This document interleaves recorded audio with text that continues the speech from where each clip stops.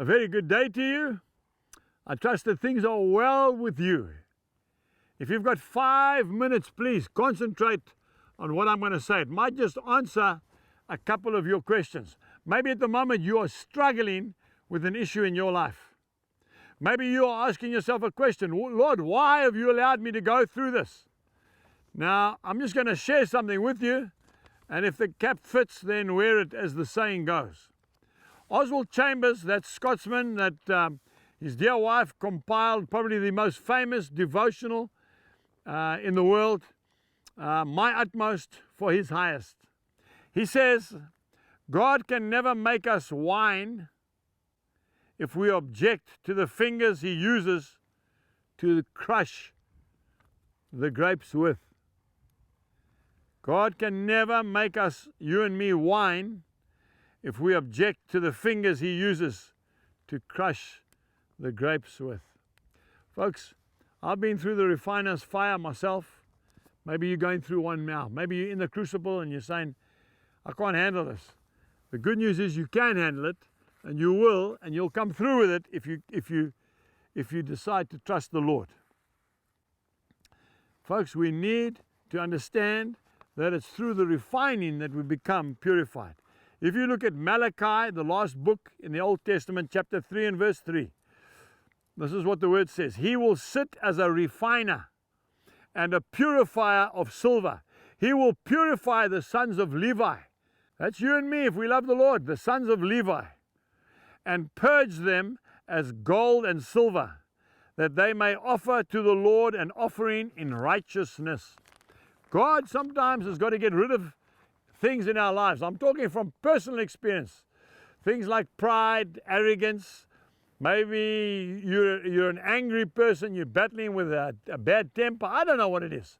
Maybe there's an area in your life that you know is not good. And God will allow you to go through a refiner's fire in order to purge you, to get that dross out of your life so that He can use you. Now the good news is, think about this. If He's taking all this time to refine you, surely He loves you.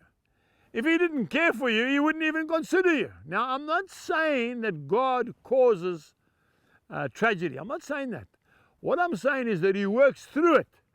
If we look at Romans chapter 8, verse 28, the Bible says, for we know that all things, I repeat, all things work together for the good of those who love the Lord and are called according to His purposes. So obviously God's called you and you're not even aware of it.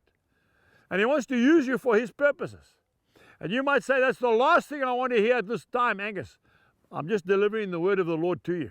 So in all things, if you love God, He turns those tragedies, those circumstances to good, and He uses them to get rid of the dross in your life. If you've ever seen the way they purify gold, they bring it to that boiling point and then they scoop off all the dross off the top. So there's only pure gold left behind.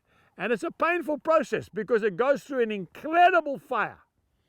I've been through a few myself, fiery trials.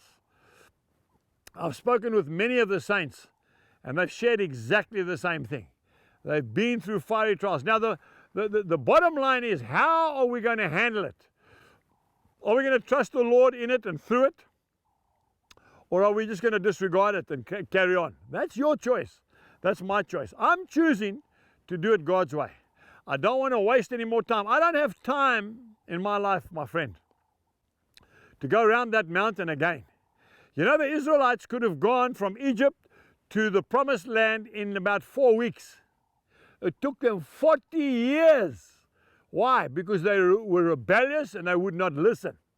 And then eventually they went through. I want to encourage you, let God work in your life and let Him purify you so that He can use you in the work He's got for you. Goodbye. We trust that you have been blessed by today's message. For more information, please visit angusbuchan.com.